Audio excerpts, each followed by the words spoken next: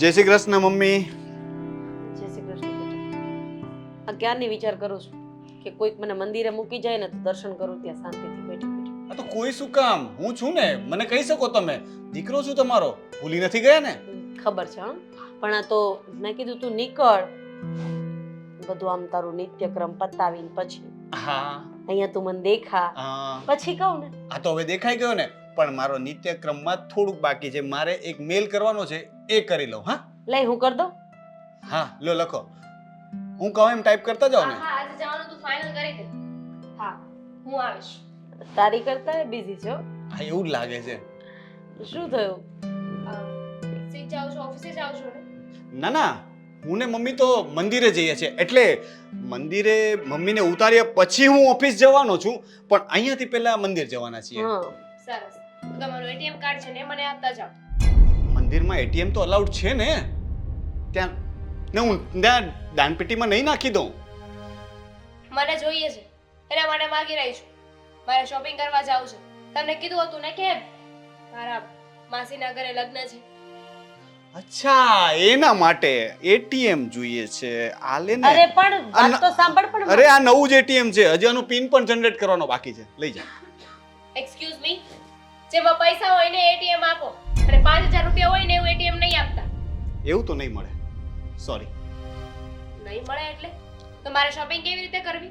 પણ મેં હમણાં જે સાડીઓ લીધી છે બધી નવી જ છે. તમે લીધી છે ને, મારે નથી પહેરવી. મારે મારું પોતાનું જોઈએ છે. અને મારા માસીના ઘરે પ્રસંગ છે ત્યાં શું આ તમારી સાડીઓ પહેરીને જાઓ? અરે લગ્નની આટલી બધી સાડીઓ પડી છે, પહેરી લઈને પડી જૂની થાય છે. એના કરતા પહેરીને જૂની કરો ને. મારે નવી લેવી છે. વાંધો છે તમને? આ છે અરે ને, શોપિંગ કરવામાં પણ ના પાડી દો છો. ના જ પાડે ને. અહીંયા કબાટ ભરીને સાડીઓ છે, બરાબર છે. અત્યારે તો પહેરતી નથી, ડ્રેસ ઘરમાં પહેરે છે. તો સાડીઓને શું કરવાની છે? અથાણું? ના, શાક કરીશ અને શાકનું કુકર તમારા માથે નાખીશ. હું નહીં ખાઉં. હું પણ નહીં ખાઉં. તું જ ખાઈ લેજે. ના મજા આવી. તમે એટીએમ કાર્ડ આપો છો કે નહીં? કાર્ડ તો આપ્યું, તે લીધું નહીં. તો મને કેશ આપો. જો દામિની, આવા ખોટા ખર્ચાઓ છે ને મને પસંદ નથી. ખોટા ખર્ચા? અરે મારે પહેરવા ઓઢા તો જોઈએ ને. એમાં છે ને ખોટા ખર્ચા. તમે છે ને મને 25000 રૂપિયા આપો. 25000? હા મમ્મી, 25000 રૂપિયાની સાડીઓ લેવી છે આને. તમે કઈ કહેશો? આ તો ખોટા ખર્ચા જ કહેવાય. 25000 ની ખાલી સાડીઓ નથી લેવાની. સાડીઓ લેવાની છે, બીજી ઘણી બધી વસ્તુઓ લેવાની છે. એમાં પહેરવા માટે જ્વેલરી પણ જોશે ને. આ તો તારા માસીના દીકરાના લગ્ન છે ને. હા, કઈ તારા સગા ભાઈના તો લગ્ન છે નહીં, તો આટલો બધો ખર્ચો કરવાનો હોય? મમ્મી તમે તો છે ને પ્લીઝ આમાં વચ્ચે ના બોલો. કેમ ના બોલું? કારણ કે આપણા ભાભીના ઘરે પણ પ્રસંગ હતો ને, ત્યારે તો સામેથી બધું પધરાવતા હતા કે આલે આ પૈસા અને વ્યવહાર કરવા લઈ જજે, આલે આ સાડીઓ. હા તો વ્યવહાર કરવાની તને કોણ ના પાડે છે? તું આ વગર કામના ખર્ચા કરવાનું કહે છે એટલે હું તને કહું છું. આ ભાભી પાસે છે ને બધી વસ્તુઓ છે, એના માટે એમને શોપિંગ નથી કરવી પડતી. હું નવી આવી છું તો મારે જરૂર પડે છે. કોણ સમજાવે આને? તમે કોશિશ કરો, હું તો થાકી ગયો છું મમ્મી. કોઈ કોશિશ કરવાની જરૂર નથી. અરે પૈસા આપવામાં પણ તમે લોકો એટલી કંજૂસાઈ કરો છો. આ તો મીરા અને તારામાં ઘણો બધો ફરક છે. કારણ કે મીરાને મેં સામેથી એના સગા ભાઈના લગ્ન હતા અને સાડી લેવાનું કીધું તો એણે મને એવું કીધું કે ના ના મમ્મી, મારી પાસે જૂની સાડીઓ પડી છે, હું પહેરી લઈશ. હા તો? અને વ્યવહાર કરવાનું કીધું તો એણે એવું કીધું કે જેમ બને એમ ઓછો વ્યવહાર રાખજો. એવું જરૂરી નથી કે આપણે દેખાડો કરવો પડે. એણે એના પોતાના ભાઈના લગ્ન ખાલી 2000 રૂપિયામાં કર્યા છે અને આને 25000 જોઈએ છે. હા તો એનો નેચર છે ને, અમારો નેચર છે. એમ પણ એમના ઘરે છે શું તને એટલો મોટો વ્યવહાર કરે? નહીં, હમણાં તો તું મીરા ભાભી સાથે કમ્પેરિઝન કરતી હતી કે એમની પાસે આ છે, મારી પાસે નથી.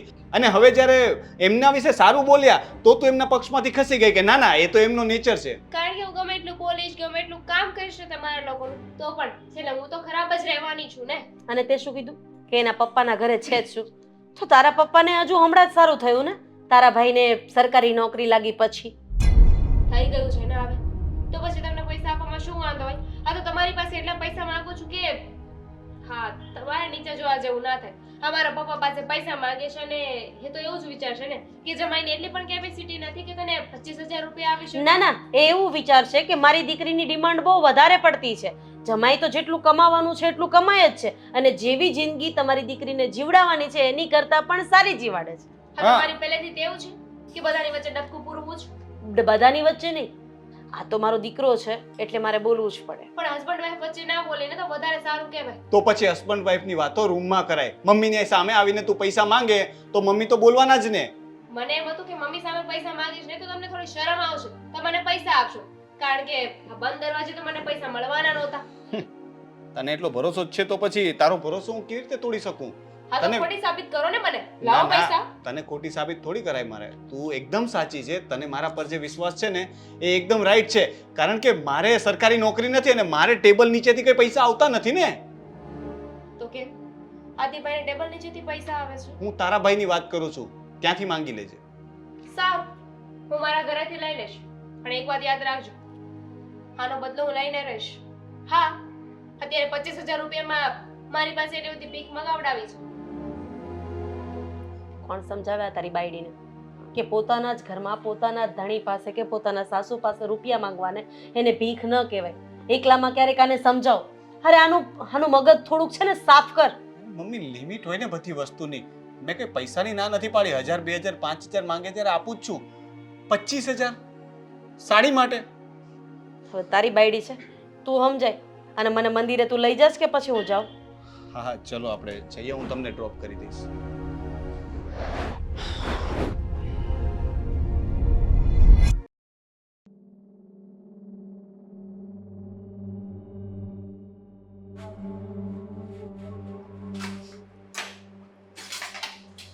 શું કરો છો? ચા બનાવું છું. પીવી છે? અત્યારે ચા 11 વાગ્યા છે. હા તો શું થઈ ગયું? મને ચા પીવાની ઈચ્છા થઈ છે તો ચા બનાવું છું. તારે પીવી હોય તો બોલ ને, તારા માટે પણ બનાવીશ. ના, મારે નથી ચા પીવી. પછી છે ને તમે જ બધાને કહેશો કે આ તો દામિનીને ચા પીવી હતી, એના માટે મેં બનાવી. દામિની, મેં ક્યારે કોઈને કંઈ કીધું છે? અને નાની આમથી વાતમાં શું કામ આટલો બધો ઝઘડો કરે છે? એક ચાની તો વાત છે ને. હા, ચાની વાત નથી. હા, ઘણી બધી વાત છે. જુઓ ને, આ તમને આ ઘરમાં કેટલું માન સન્માન આપવામાં આવે છે. આ તમારી બધી ઈચ્છાઓને પૂરી કરવામાં આવે છે. બધાના લાડકા થઈને બેઠા છો. અરે આમાં લાડકાની ક્યાં વાત છે? જો દામિની, મને ખબર છે કે આ મમ્મી અને રોનકભાઈ લોકો બધા મને વધારે સાચવે છે ને, એ કદાચ તને નહીં ગમતું હોય. ના જ ગમે ને, કદાચ શું કામ? નથી જ ગમતું મને. ન ગમતું હોય ને તો એવું બનવું પણ પડે કે લોકો આપણને પસંદ કરે. આપણને કોઈ ન ગમતું હોય ને તો પછી આપણે એક્સપેક્ટેશન કરવી ખોટી છે કે માણસોને આપણે ગમતા હોઈએ. પણ મને તમારી જેમ મીઠા થતા નથી આવડતું ને. મારી સામે કંઈ બીજા અને મારી પીઠ પાછળ કંઈક બીજા. આ તું પણ તો અવારનવાર કહેતી જ હોય છે ને કે મારામાં તો ગટ્સ છે, હું લોકોના મોઢા પર ગમે તેમ બોલી શકું છું. પણ મેં તને ક્યારેય કોઈના મોઢે કંઈ બોલતા સાંભળી નથી. એટલે જ તો કહું છું ને, બધા એક સરખા નથી હોતા.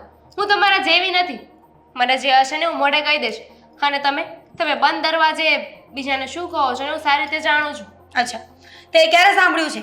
તારી પાસે પ્રૂફ છે કે હું કોઈને પાછળથી કંઈ બોલું છું? જો દામિની, 100 વાતની એક વાત છે. તું જેવી મને સાબિત કરવા માંગે છે ને એવી હું છું ને. એટલે પ્લીઝ, હું જેવી છું ને મને એવી રહેવા દે.